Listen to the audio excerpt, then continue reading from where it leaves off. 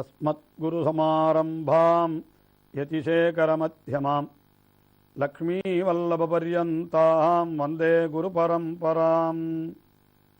ஆழ்வார்கள் வாழி அருளிச் செயல் வாழி தாழ்வாதுமில் குறவர்தாம் வாழி ஏகழ்வாறுமுய்ய அவர்களுரைத்தவைகள்தாம் வாழி செய்யமறை தன்னுடனே சேர்ந்து. திவ்ய தேசங்களை அனுபவிக்க தொடங்குகின்ற திருமங்கை ஆழ்வார் முதலிலே எம்பெருமானிடத்திலிருந்து தாம் திருமந்திரத்தை அறிந்து கொண்டபடியினாலே அந்த திருமந்திரத்தினுடைய வைபவத்தை 10 பாசுரங்களாலே தெரிவித்து திருமந்திரம் விளைந்த மண்ணான பதரிகாசிரமத்திற்கும் வடக்கே இருக்கக்கூடிய திருப்பிரிதி என்கிற திவ்ய தேசத்தை 10 பாசுரங்களாலே மங்களாசாசனம் செய்து அதற்கு பிறகு பதரிகாசிரமம், அதாவது அங்கேதான் திருமந்திரம் விளைந்தது என்று சொல்லுகின்றார்கள். நரநாரணனாய் உலகத்து அறநூல் சிங்காமை விரித்தவன் எம்பெருமான் என்று திருமங்கை ஆழ்வாரே மேலே அருளி செய்ய போகிறார். அப்படிப்பட்ட அந்த நரநாரணனாய் எம்பெருமான் திருமந்திரத்தை வெளியிட்ட இடம் எது என்றால் அதுதான் இப்பொழுது பத்ரிநாத் என்று வழங்கப்படுகின்ற அந்த பதரிகாசிரமம் என்கிற இடம். அது அதாவது அந்த ஒரு காலத்திலே அந்த இடத்திலே பதரி மரங்கள், பதரி என்னால் அது இலந்தை, வடமொழியிலே இலந்தைக்கு பதரி என்று பொருள் உண்டு.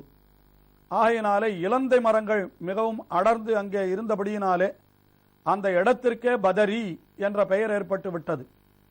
அந்த பதரிகள் சூழ்ந்த இடத்திலே ஒரு ஆசிரமத்திலே எம்பெருமான் எழுந்தொழியிருக்கிறபடியினாலே அந்த இடத்திற்கு பதரிகாசிரமம் என்ற பெயர் ஏற்பட்டு விட்டது.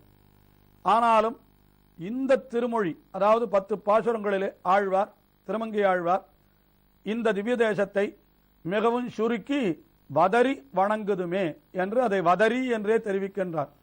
ஆஹா, வடமொழியிலே பதரி என்கிற சொல்லானது தமிழிலே வதரி என்று வந்தது என்று கொள்ளலாம். அப்படிப்பட்ட அந்த வதரி என்கிற ஊரை வணங்குங்கள் என்று திருப்பதியை வணங்குங்கள். அந்த எம்பெருமான் எழுந்தருளிருக்கிற இடம், எம்பெருமான் எப்படி நமக்கு உத்தேசிய பூத்தனோ, அதாவது நமக்கு பற்ற தகுந்தவனோ, அதுபோல அவன் எழுந்தருளியிருக்கிற இடமும் கூட நமக்கு மிகவும் உகந்தது அல்லவா? ஆகையினாலே அந்த திவ்ய தேசத்தையே வணங்குங்கள் என்று இந்த 10 பாசுரங்களிலே அருளி செய்கின்றார். பெரிய திருமொழியினுடைய 3ஆம் திருமொழியிலே அதிலே முதல் 2 பாசுரங்களிலேயும் அந்த வயோதிகம் வருவதற்கு முன்னமே போய் பத்ரிகாசிரமத்தை அடையுங்கள், அந்த எம்பெருமானை வணங்குங்கள் என்று தெரிவித்தார் அல்லவா? அதே போன்ற கருத்தைத்தான் மேல் பாசுரங்களிலேயும் தெரிவிக்கின்றார். இங்கே அந்த எம்பெருமானுடைய 1000 திருநாமங்களையும் சொல்லி அவனை வணங்குதல் என்கிறது மிகவும் விசேஷம் என்று திருமங்கை ஆழ்வார் அருளி செய்கிறார். அதனால் தானோ என்னவோ இன்றைக்கும் கூட நாம் பத்ரிகாசிரமத்திற்கு சென்றோமானால் அங்கே சகஸ்ரநாம அர்ச்சனை என்பது மிகவும் விசேஷமாக செய்யப்படுகிறது. இந்த பாசுரத்திலே ஆழ்வார் அதைத்தான் நமக்கு காட்டுகிறார், அல்லது ஆழ்வார் காட்டினதைத்தான் இன்றைக்கும் அங்கே செய்கிறார்கள் என்பதை நாம் அறிந்து கொள்ளலாம். உரிகள் போல் மெய்நரம்பெழுந்து ஊந்தளந்துள்ளமிழ்கி நெறிய நோக்கி கண் சுழன்னு நின்று நடுங்காமும் அறுதியாகில் நெஞ்சமம்பாய் 1000 நாமம் சொல்லி விரிகள் வண்டு பண்கள் பாடும் பதறி வணங்குதுமே. மூப்பு என்கிறது எப்படியெல்லாம் நம்மை ஆக்கிவிடுகிறது என்று பாருங்கள். நன்றாக இளமையோடு இருக்கிற பொழுது உருண்டு திரண்டு இருக்கக்கூடிய அந்த உடல், அப்படி இருக்கிற உடலுக்கு தேகம் என்று வடமொழியிலே பெயர் சொல்லுவார்கள். தேகம் என்றால் அதற்கு என்ன பொருள் என்றால் திக உபச்சையே என்று, அது வளருகிறது என்று பொருளாம். ஆகையினாலே யௌவன பருவத்திலே இருக்கிற பொழுதுதான் ஒருத்தனை தேகம், ஒருவனுடைய உடலை தேகம் என்று சொல்ல வேண்டுமா? அவனுக்கு வயதாக வயதாக அதற்கு பிறகு அவனுடைய உடலை சொல்வதற்கு வடமொழியிலேயே வேறு ஒரு சொல்லை வைத்திருக்கிறார்கள். என்ன சொல் என்றால் அது ஷரீரம் என்று சொல்லுவார்கள். ஷரீரம் என்னால் சீரியத்தே அனேன இத்தி ஷரீரம், அது அழிந்து கொண்டே வருகிறது, ஆகையினாலே அதற்கு ஷரீரம் என்று பெயர். ஆக வளர்ந்து கொண்டே வருகிறது அது தேகம், அழிந்து கொண்டே வருகிறது அது ஷரீரம். இரண்டுமே உடலைத்தான் குறிக்கிறது. ஆனால் அது வளர்ந்து கொண்டு வருகிற பொழுது அதை தேகம் என்று சொல்லலாம். ஆனால் வயோதிகம் வந்த பிற்பாடு அந்த ஷரீரம் என்று தானே சொல்ல வேண்டும். அந்த ஷரீரம் எப்படி கட்டுக்குலைந்து போய்விடுகிறது என்று நன்றாக நமக்கு காட்டி கொடுக்கிறார் திருமங்கை ஆழ்வார். உரிகள் போல் மெயின் நரம்பழுந்து, ஆக இவனுக்கு நன்றாக வாலிப பருவம் இருக்கிற பொழுது உள்ளே இருக்கிற எலும்பும் நலம்பும் தெரியாதபடிக்கு நன்றாக தோள்கள் எல்லாம் பருத்து மூடி இருக்கின்றனவாம். ஆனால் இவனுக்கு வயதாக அந்த தோள்கள் சுருங்கி விடுகிறபடியினாலே உள்ளே இருக்கிற எலும்பும் நரம்பும் வெளியிலே தெரிகிறதாம். அது எப்படி தெரிகிறது என்றால் உரிகள் போல் மெய்நரம்பு எழுந்து என்று உரிகளைப் போலே அந்த நரம்பானது அப்படி மேலே தெரியும்படியாக இவனுடைய சரீரம் ஆகிவிடுகிறது. அப்புறம் ஊன் தளர்ந்து இவனுடைய சரீரமானது தளர்ந்து அந்த உடலிலே இருக்கக்கூடிய ஊன் மாம்சங்கள் எல்லாம் என்ன ஆகிவிடுகிறது, இற்று போய் விடுகிறது. அதற்கு மேலே இப்படி வயோதிகம் வந்தவுடனே உள்ளமெழுகி என்று உள்ளமும் கூட இவனுக்கு தளர்ந்து போய்விடுகிறது. என்னால் எதுவுமே முடியவில்லையே என்று நினைக்கிறானே, ஆகையினாலே இவனுக்கு உள்ளமும் தளர்ந்து விடுகிறது. உடல் மட்டும் தளர்வதில்லை, வயோதிகம் வந்தால் உள்ளமும் தளர்கிறது. ஊன் தளர்ந்து உள்ளமெழுகி. அதற்கு பிறகு இவன் நடக்க வேண்டிய இடத்தை அப்படி கண்ணாலே பார்க்கிறான். நெறியை நோக்கி இந்த இடத்திலே நாம் இவ்வளவு தூரம் நடக்க வேண்டுமா என்று நினைத்த உடனே இவனுக்கு என்ன ஆகிவிடுகிறதா, கண் சுழன்று. இவனுக்கு அப்படியே கண்ணெல்லாம் சுத்துகிறது, சுழலுகிறது. இவ்வளவு தூரம் எப்படி நம்மாலே நடக்க முடியும் என்று நினைத்து உடனே நின்று நடுங்காமுன் என்று இவனுக்கு நடுக்கம் வேறு ஏற்படுகிறதாம் உடலிலே.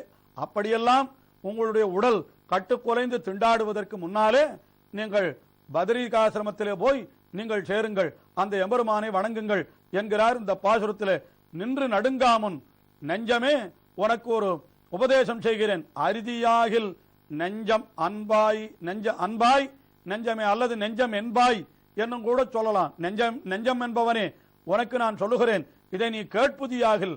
என்ன கேட்க வேண்டும் என்றால் அந்த எம்பெருமானுடைய 1000 நாமம் சொல்லி, அந்த எம்பெருமானுடைய 1000 திருநாமங்கள் சகஸ்ர நாமத்தையும் சொல்லி நீ என்ன செய்ய வேண்டும், வெறிகொள் வண்டு பண்கள் பாடும் என்று நல்ல அந்த மலர்களிலே இருக்கக்கூடிய வாசனைகளை எல்லாம் கவர்ந்து கொண்டு வருகிறதாம் வண்டு. அந்த வண்டு என்ன செய்கிறது என்றால் அங்கே ரீங்காரம் செய்கிறது, பண்களை பாடுகின்றது.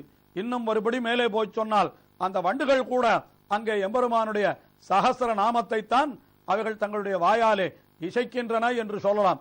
ஆக பத்ரிகாசிரமத்தில் இருக்கக்கூடிய வண்டுகளாகையினாலே அவைகள் ரீங்காரமும் கூட எம்பெருமானுடைய அந்த திருநாமத்தை சொல்லுவது போலே இருக்குமாம்.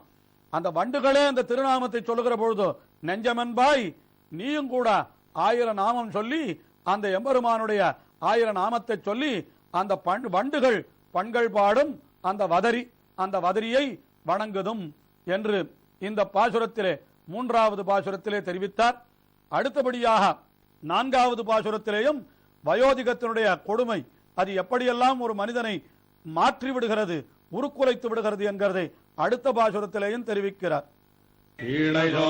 கண்ணெடுங்கி இத்தழமோ திருமி தாள்கள் நோவத் தம்மில் முட்டி தள்ளி நடவாமன் காளையாகிக் கண்ணு மேய்த்து குன்னெடு தன்னு நின்னான் வாழபாயும் தந்தளம் சோழ் வளரி வணங்குதுமே.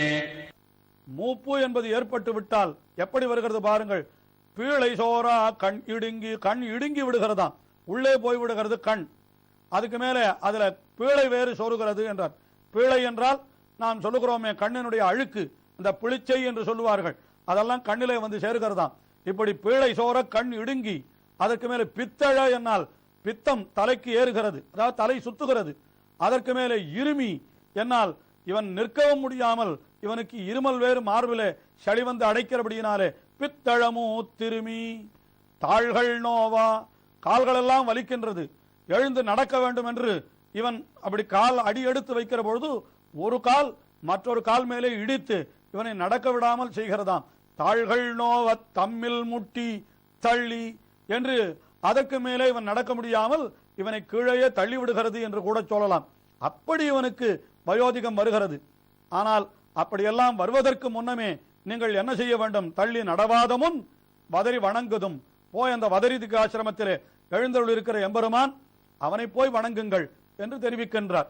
அங்கே எழுந்தருள் இருக்கிற எம்பெருமான் அவன் எப்படிப்பட்டவன் என்றால் காளையாகி கன்று மேய்த்து. நாமும் கையிலே கோலை எடுத்துக் கொள்ளுகிறோம். எதற்காக என்றால் அந்த கோல் நம்மை கீழே தள்ளாமல் இருப்பதற்காக. ஆனால் அந்த கண்ணனும் ஒரு கோலை எடுத்தான்.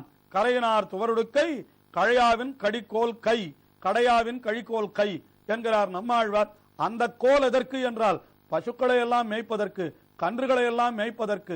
ஆஹா, அவன் அப்படியெல்லாம் மேய்க்கிற பொழுது எப்படி இருந்தான்? காளையாகி என்றால் என்றைக்கும் அவன் இந்த முதுமை பருவத்தை அடைவதே இல்லை. அப்படி நித்தியம் அவன் யுவாகுமாரனாயே இருக்கிறானாம். ஆஹா, அப்படிப்பட்ட அவனை போய் நாம் வணங்கினால் நமக்கும் அதே நிலை கிடைக்கும் அல்லவா?